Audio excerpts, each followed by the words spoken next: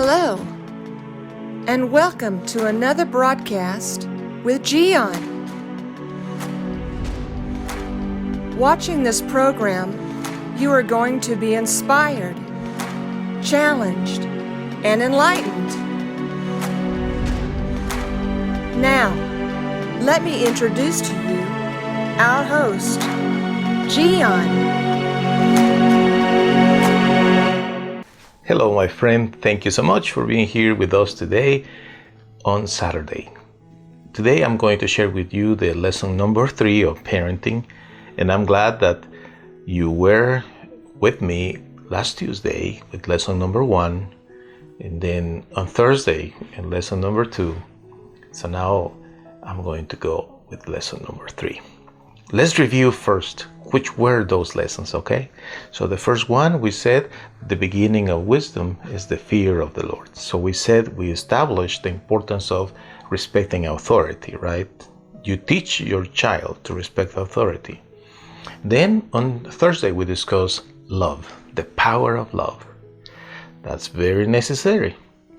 And now we are going to discuss lesson number 3, which is do something. Very simple. Do something. You know that there is a saying there that says that the idle mind is what? In other words, every time you have nothing to do, you are just about to start doing something that is not always good. For some reason, we all are the same.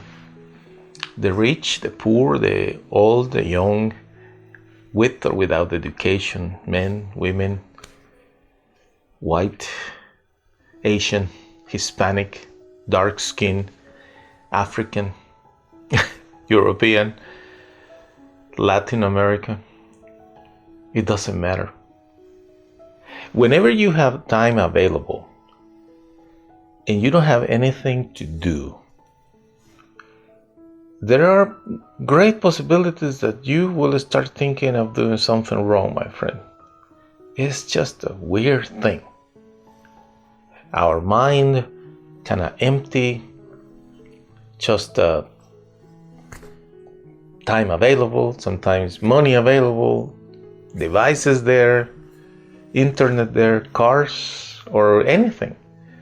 And then you will start thinking of one thing, and that will take you to the next, and the next, and the next, and one day you realize how messed up you are.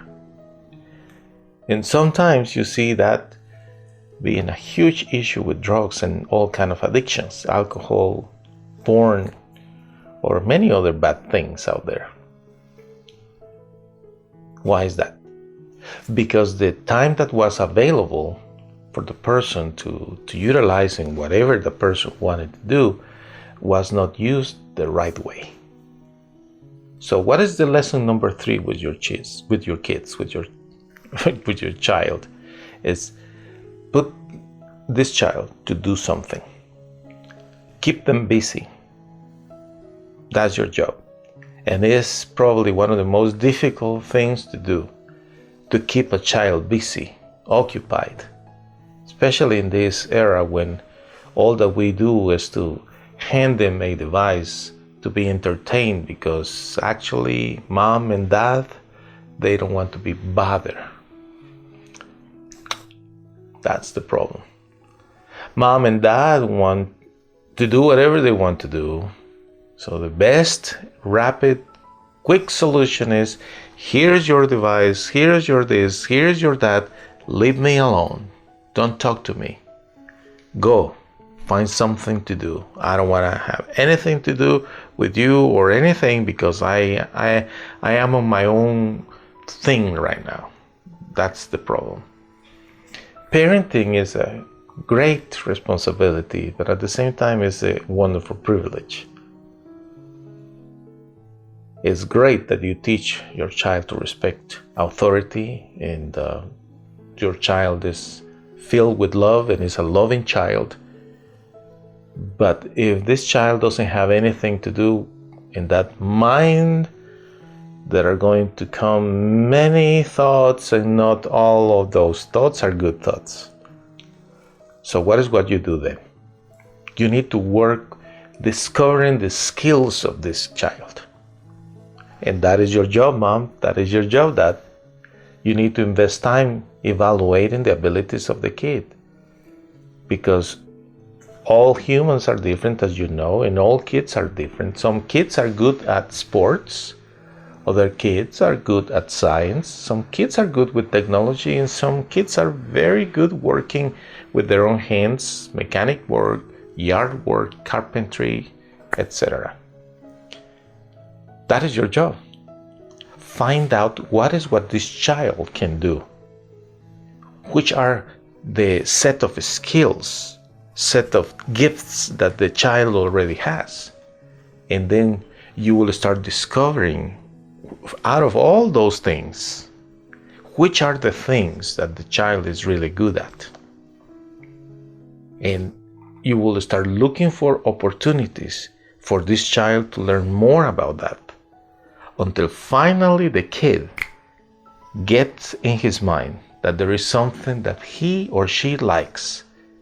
And then is when he will start using, or the girl will start using his or her time, depending, doing that. Do something. It's about catching the vision.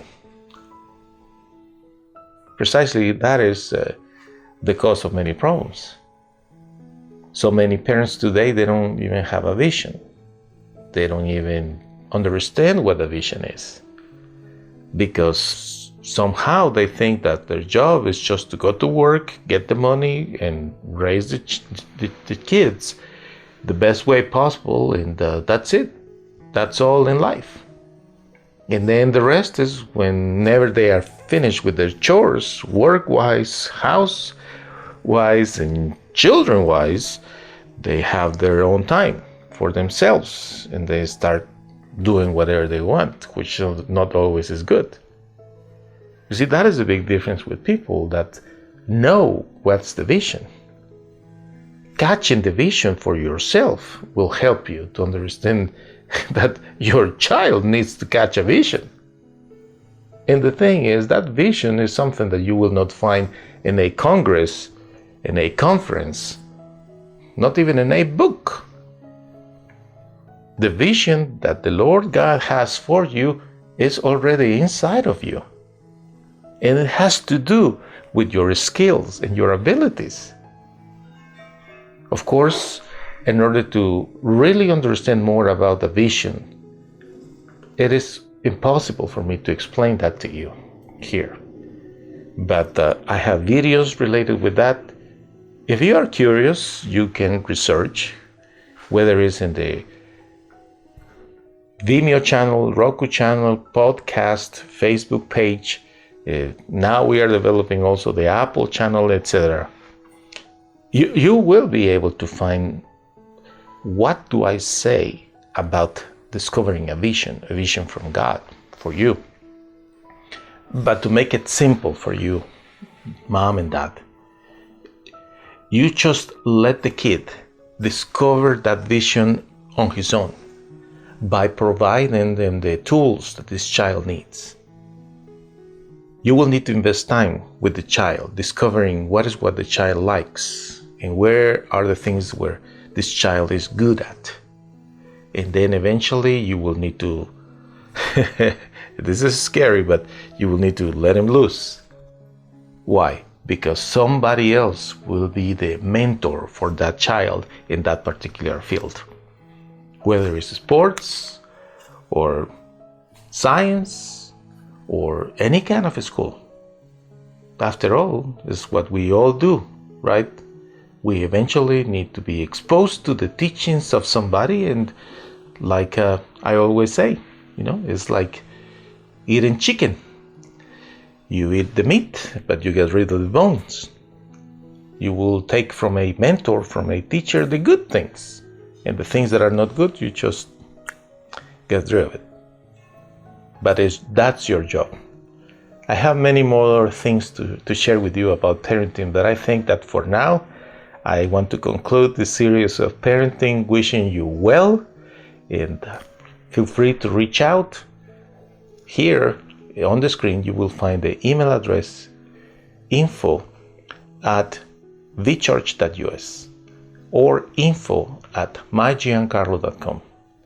It will be my pleasure to hear from you. I wish you a wonderful rest of your Saturday, and by Giancarlo Vitatoro.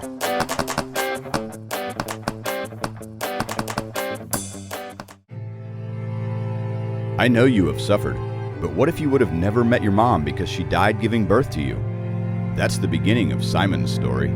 Then Simon's father died when he was only 15 years old.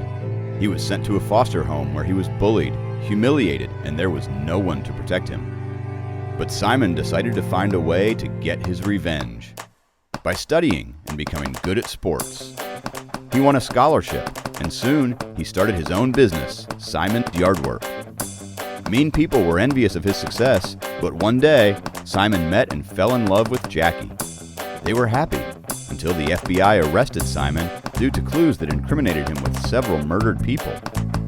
Will Simon end up in prison? Don't miss the outcome of this story, The Best Revenge, the musical that will inspire everyone to pay good for evil. Go to mygiancarlo.com to purchase The Best Revenge on audio and video.